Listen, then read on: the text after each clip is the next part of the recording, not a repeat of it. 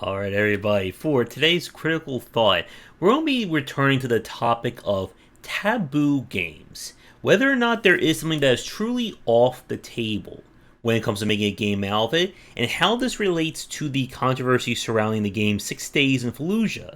And I have an analogy so controversial and dangerous, we'll see if I can get it out without getting banned from YouTube at the same time.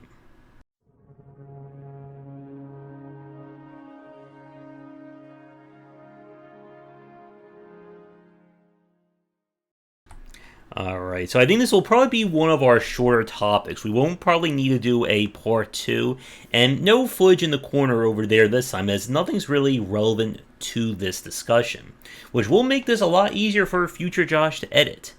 But taboo games, or taboo content, has always been one of the more trickier lines to walk when it comes to game development. Because video games at the end of the day are both an art and a product.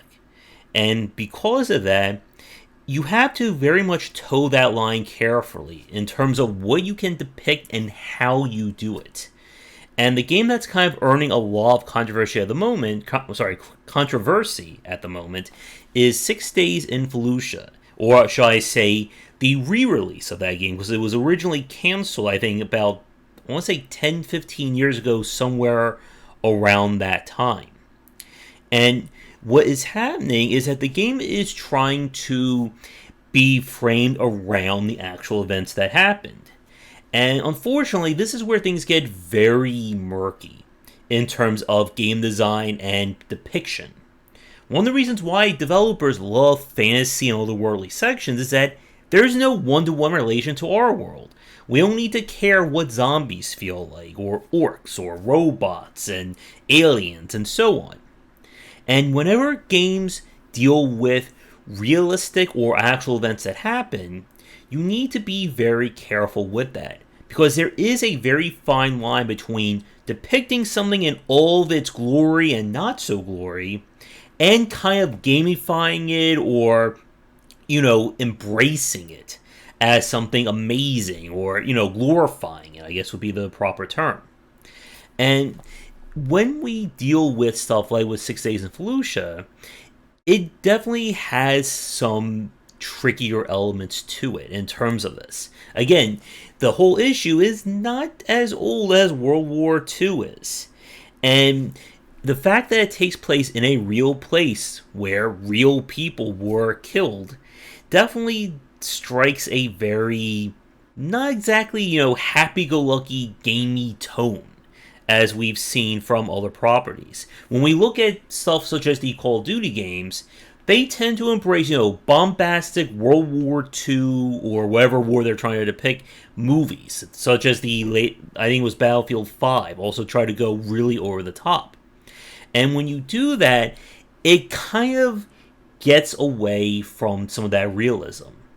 That, yes, it's taking place during that time period, but we are not trying at all to make this look like a realistic or an actual setting. And developers have been able to get away with that for some time. Now, when it comes to taboo topics in general, there are still some that I feel really, hit that line. Stuff such as showing depiction of violence against children, making fun of or glorifying actual religion. And again, things that deal with very disastrous or horrific events that have happened in real life. Now, with that said, I'm sure somebody's going to ask this. What are my thoughts? I feel that anything and everything can be made into a video game, and that you shouldn't be, no one should tell you that you cannot make something. But that does not exempt you from how people will talk about and criticize that piece. If you want to make a game that is super, NC-17 violent and stuff that I can't mention on YouTube, you can do that. But then don't be surprised if people either don't buy your game or refuse to buy anything from you in the future because they know what your thoughts and feelings are on that topic. Now, bringing this back to 6 Days in Fallujah, I was watching Rami Ishmael's thoughts on the topic, and I think he had a really good point about it.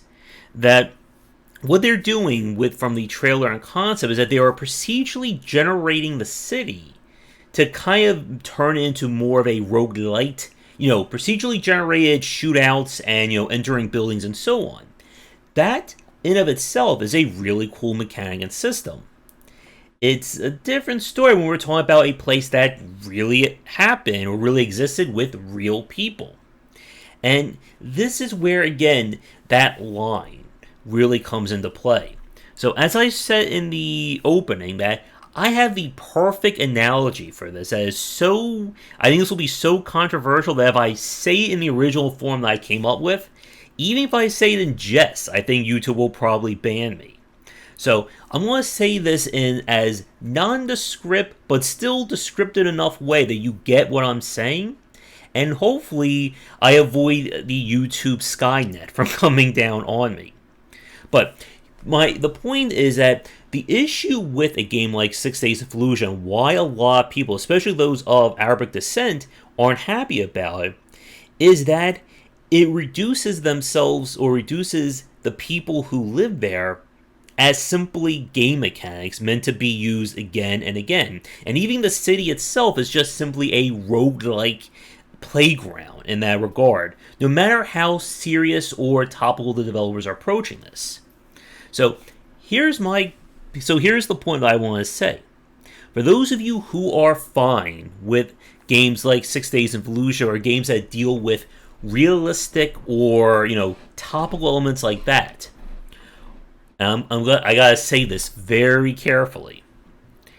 How would you approach a game that is essentially like Burnout's Crash Mode, that involves a very horrific event that happened in 2001, taking place in a procedurally generated city, where you get more points based on how quickly and how much damage you can do to some very specific targets? And if you can't get what I'm saying after that, then I can't help you. Because again, if I said this how I originally wanted to do it, I think I would get in so much trouble. But again, therein lies this point about taboo topics and how they relate to video games. Because as somebody like myself, who I live, eat, sleep, drink game design, I can think about game mechanics and codifying them into just about any situation.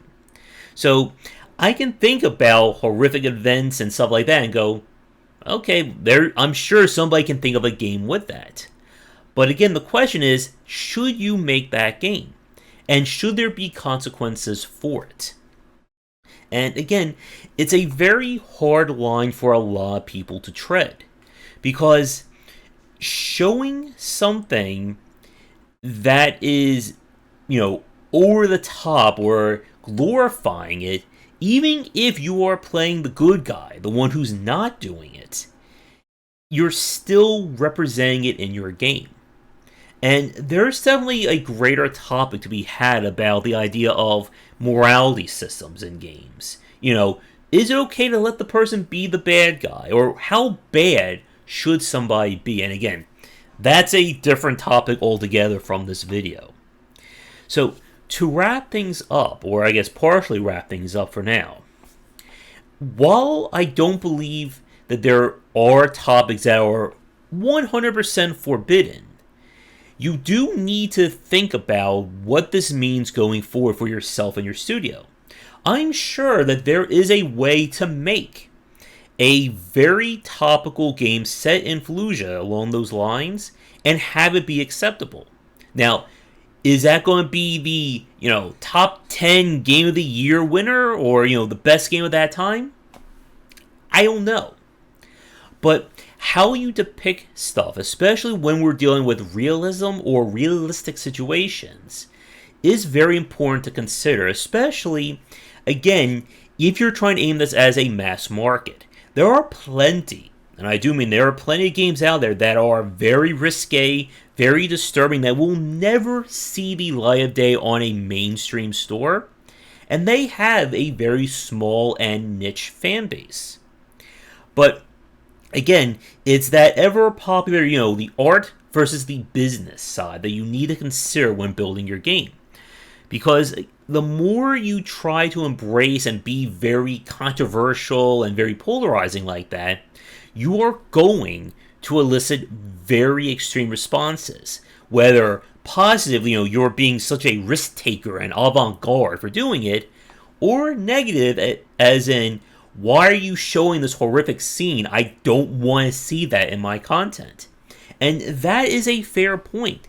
People aren't clamoring for games that show or depict, very horrific events that have happened in real life.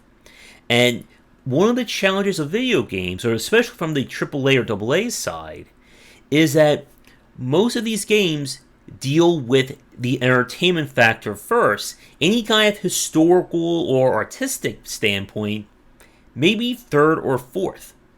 Like, we have seen independent developers who have embraced all kinds of topics that probably would have been considered taboo 20, 30 years ago. Stuff such as sexuality, dealing with realistic issues such as mental illness, like Hellblade Senua's Sacrifice. And in order for the industry to grow, there needs to be room for all of these games to exist, whether they are good, bad, or everywhere in between. Because if you completely shut down something, it shuts down any possible exploration of it. And in my opinion, for good and for ill, there needs to be a space for developers to try and embrace everything. Now again, that doesn't mean you can't complain, you can't boycott those games. Because again, there is the market side of this. But the market still needs to exist for everything. Because that's the only way we're really going to see developers really be able to push things forward and make something that can go above and beyond. Now, whether or not 6 Days in Fallujah actually meets that point, I have no idea. I don't really have an interest in the game to begin with, and all I can go by are trailer footage that people have released. But maybe someday somebody will be able to make a very moving and artistic game based on that event. And again, whatever that will look like, I don't know off the top of my head. But thanks for watching this kind of short and critical thought. As always, be sure to check out our Discord and Patreon link down below, while we're about to be hit with a nasty rainstorm outside, and come back for daily discussions on game design here and on game wisdom, where he's in the art and science of games.